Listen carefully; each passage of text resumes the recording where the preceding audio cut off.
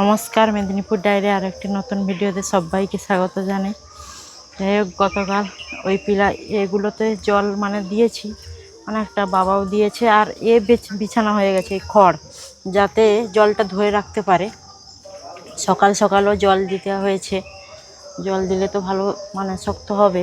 আর আজকে ওই মাটি ভরানো হচ্ছে গর্তগুলোতে, গর্ত বলতে এর ভেতরে মাটি ফেলানো হচ্ছে। ওইদিকে মোটামুটি এই গর্তগুলো যেগুলো কাটা হয়েছিল সেই মাটিগুলোতেই এই দুটো প্রায় হয়ে গেছে, একটু সামান্য দিয়ে আছে। আর এইখানটায় যে মাটি ছিল, হ্যাঁ, এইদিকে মাটি কিছু স্টক করে রাখা হয়েছিল, কারণ যখন লোকে ট্রাক্টরে মাটি বিক্রি করছিল, এখানে 4 ট্রাক্টর না 6 ট্রাক্টর মাটি কিনে রাখা হয়েছিল।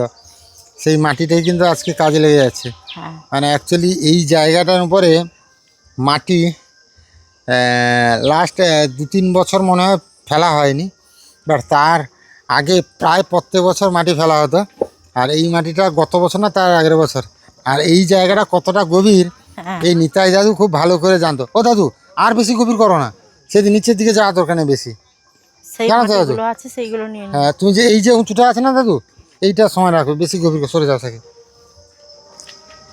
এই নিতাই দাদুরা এসে বছর বছর প্রত্যেক বছর গরমের সময় এলে মাটি ফেলতে আসতে, ঠিক না? মনে আছে দাদু? সে বছর সেখান থেকে মাটি আনা হয়েছিল দিল্লি থেকে। যে বছর আমি এলাম 5 দিন না 6 দিন এককালীন মাটি ভরানো হয়েছিল। যাই হোক, প্রত্যেক বছর মাটি ফেলানো, প্রত্যেক বছর কটা স্তর বেরোলো, গর্ত হয়ে কাটা হয়েছিল, দেখেছো তো? 5-6টা স্তর বেরোলো ধীরে ধীরে। যাই হোক, অনেকটাই কাজ এগোচ্ছে। মেঝেটা হয়ে গেলে একটু শান্তি হবে, নাকি বলো সাকি? আচ্ছা, এই যে পাদানিটা বাবা, মাটিটা ফেলার আগে পাদানিটা বের করে, পা যে সিঁড়িটা করা হয়েছিল সেটা বের করে নেবে। হ্যাঁ, তাছা বাবু, তোমার খবর কি? তোমার দেখতে পাওয়া যায় না, মাঝে মাঝে আউট হয়ে যাও। ঘরে আছো কি? তোমার শরীর ভালো না নাকি? সেই নির্মল স্যারের কাছে যাবে যদি এই রবিবার, তো আসবে নির্মল স্যার। দেরি করলে হবে নি, তার কাছে নির্মল স্যারের কাছে যদি এমআরআই করো, সে ফ্রিতে এমআরআই করিয়ে দেয় বালেশ্বর মেডিকেল কলেজে। হ্যাঁ, ফ্রিতে করে, খালি যাতায়াত খরচাটা লাগবে। দেখাও একবার ভালো করে। এরকম বসে অসুস্থ হয়ে বসে থাকলে বাড়িতে চলবে নাকি? ওষুধ খেতে হয়, ডাক্তার দেখাতে হয়, ডাক্তার দেখাতে হবে, ভালো হতে হবে। ওই কালকে পেয়ারা পেড়েছিল, আজকে আর পেয়ারা নেই গেছে? হ্যাঁ আছে, হচ্ছে। এই যে অনেক পেয়ারা হয়েছে, তো অনেক হয়েছে না? এইদিকের দুটো বড় হয়েছে না? পারবে? এটা আর একটু হবে, আর একটু হবে না? আর একটু হবে বড় বড়। আচ্ছা সাকি, এখন প্রায় কিন্তু 9টা বাজতে যায়। আর দেরি করে লাভ নেই, বেরিয়ে পড়ি। তুমি তো স্নান করবে। হ্যাঁ, আমি স্নান করে একদম রেডি হব। যে কি আজকে মুড়ি খাওয়ার জন্য কি করেছে? শাক ভাজা, কলমি শাক। আচ্ছা, এই কলমি শাক সকালে এনেছিলাম। চলো রেডি হয়ে বেরোতে হবে, কারণ সাইকেলের যে টাইল, হ্যাঁ সাইকেলের যে টাইগুলো লাগানো ছিল না, নিয়ে এসে লাগিয়ে দিয়েছে, একদম ঠিক করে নিয়েছি। সাইকেল ঠিক হয়ে গেছে। হ্যাঁ, সাইকেল ঠিক হয়ে গেছে। চলো মা, আসছি বলে তো একদম। সাকি রেডি তো? সব জিনিস নিয়েছো তো ঠিক করে? হ্যাঁ, ছাতা নেবো না, তুমি চশমাটা দাও, আমার ভীষণ রোদ লাগছে। আর সেগুলো ঝুড়িতে রেখে দাও, ঝুড়িতে রেখে দাও। সে ব্যাগটা রেখে দাও ঝুড়িতে। হ্যাঁ, ঝুড়িতে রাখো। দাও, দেরি করো না গো, ভীষণ রোদ উঠেছে। মা আসছি, রান্না বান্না করে ফেলবে। এত গরম, পুরো অন্য ঢেকে নিয়েছি। আর হাসপাতালে যেসব কাজ ছিল আমাদের হয়ে গেছে। তারপর ওই যেগুলো মশলা বাজারগুলো কিছু বাকি ছিল, নেই, সেইগুলো একবারে নিয়ে বাড়ি ফিরবো আর কি। প্রচুর গরম, রোদ প্রচুর। কখন বেরিয়ে এসেছিলাম বাড়ি থেকে, এখন প্রায় 2টা-2:30টার মতো বাজতে যায়। হ্যাঁ, কখন যে বাড়ি পৌঁছাবো কোনো ঠিক নেই। তো পরিমাণ রোদ হয়েছে আজকে, সব জিনিসগুলো নিয়েই এখান থেকে ব্যাগে নিয়ে তারপর বাড়ি। কি নিয়ে এলো এই যে যেগুলো মশলাপাতির বাজারগুলো, এই জিরে, সঞ্জয়, পাঁচফোড়ন, তারপরে দিয়েছিলাম মিষ্টি, নিয়ে আসছি। যা রোদ আজকে হয়েছে দম বেড়ে গেল যেতে আর আসতে।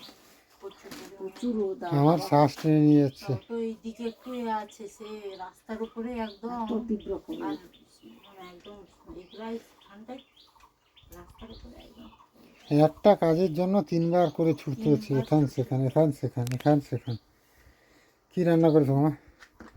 রান্না করেছি সেই নোটে শাকগুলো যে তুলেছিলাম হুম সেগুলোকে চচ্চড়ি করেছি, হুম। আর পটল দুটো ছিল ভেজেছি, আর মাছের ফুলকপি দিয়ে ঝোল করেছি। আচ্ছা, কাজ করে এগুলো ঠিক করে দিয়েছে নাকি? হ্যাঁ, এবার সেইখানে রাখো, সেইখানেই বসবো যেখানে ছিল। উত্তর দিক করে মুখ করে বসে খেতে নেই, যেরকম ছিল সেরকম রাখো না, তুমি ঘুরিয়ে দিলে কেন? এই দিকটা খোলা সাজা হয়নি নাকি? মাছ এইটা করেছি। এই মাটি ভর্তি করতেই চলে গেল সময় আজকে তাহলে। আর যা হয়েছে হয়েছে, কী করবে আর। এখান তো উঁচা হয়ে গেছে মাঝখানে। আর জল পুরানো হয়নি। না, আমি তখন একটু কুড়িয়েছিলাম না, আর কুড়াইনি। মোটর চালে কি ভরবে জল? ঠান্ডা জল একটু আচ্ছা আছে সেখানে। হ্যাঁ এই বোতলগুলো ও মা, হুম, মোটর চালিয়ে দাও তো একটু, 2-3টা বোতল ভরে আনো তো ঠান্ডা জল। আচ্ছা ঠিক আচ্ছা এটা একদম ভীষণ কষ্ট হচ্ছে আজকে, এত কষ্ট এতে আছি, জানি না কেন এরকম কষ্ট হচ্ছে। মা কি গো, রাতের বেলা পান্তা খাচ্ছ কেন? ওই পান্তা খাচ্ছি মানে তখন দুপুরের সময় একটা আম খেয়েছিলাম, আচ্ছা এতে খিদা ছিল না, আচ্ছা। সেই জন্য আলু পুড়ে রেখেছিলাম, আলু পুড়া দিয়ে পান্তা খাচ্ছি, আচ্ছা, জল ঢালা খাচ্ছি। শাকি রুটির সঙ্গে কি করেছো গো? এবার বুঝিও আমার পা ব্যথা করছে ভীষণ। চা চালাতে না না, বাম পায়ে যে হিপ জয়েন্টটা রিপ্লেস করা হয়েছিল সেইটা নাড়াতেও ব্যথা লাগছে। ব্যথার ওষুধ একটু নাম খাবে। ব্যথার ওষুধ তো খাবো আজকে, পেন কিলার একটা। ওই জয়েন্টটা যে রিপ্লেস হয়েছিল ওইখানটায় ব্যথা করছে, ভীষণ ব্যথা করছে। খেলে শুয়ে যায় একটু বিশ্রাম নিই। হ্যাঁ, বিশ্রাম নিতে হবে। বাবা তো খেতে গেছে, এই যে বিয়ের বাড়ি ছিল কালকে, আজকে তার বউ ভাত হ্যাঁ সেখানটা খেতে গেছে, আর আমরা 3জন আজকে বাড়িতে খাবো। বুঝতে পারবো দাও, আমি কোনো রকম খেয়ে সে ওষুধ ফুটিয়েছ গো। আরে আমাকে এত দাও নি, একটা রুটি খাবো, তুমি না কমিয়ে দাও, অর্ধেক করে দাও একটা রুটি, আরে কমিয়ে দাও তুমি আমার কাছ থেকে। আমি তো একটা রুটি, আর একটু কমিয়ে নাও। তুমি খাবে, তুমি খাবে। ডিম তো শেষ হয়ে গেল না? ডিম আনবো। জানি না পাটা ব্যথা করছে কেন, ফুলেও গেছে মনে হয় বাম দিকের হিপ জয়েন্টের পাশে হালকা। দেখা যাক কি হয়। আঘাত টাঘাত লাগেনি তো? না, আঘাত লাগবে কোথায়? আমি কি কোথায় এটে গেছি নাকি আঘাত লাগবে? চা চালায় নামাও। আচ্ছা মা, কালকে যে ভুবনদা লোক কাজ করতে আসবে, কাল কিন্তু বলবে এগুলো ফাটিয়ে সব ছাঁদা করার কথা। আজকে তো বলা হয়েছিল, দিয়ে বলছে বিল কোথায় পাবো। আচ্ছা, কোথায় পাবো বললে হবে না। প্রথম থেকে আমি যখন বলেছি, কাজে যখন কথা বলেছি, তখন থেকেই আমি বলেছি যে ড্রিল দিয়ে ছাঁদা করে ঢোকাতে হবে। ও হবে না বললে চলবে না। সে ভজার ঘরে আছে, ভজাকে একবার ফোন করে দেখি। আমি আমাদের ঘরে অত ঠিক করার সিস্টেম নেই। এ ভুবনদা পরপর কাজ শুরু করার পরে ভেগ দেখাচ্ছে নাকি? আমি কালকে আসুক, আমি বলবো যে ড্রিল দিয়ে সব ছাঁদা করবে তো করো, না হলে কিন্তু পরিস্থিতি খারাপ। আমি এরকম কাজ থাপাগুজা কাজ করবো না, যেটা যেটুকু হবে ভালো করে হবে।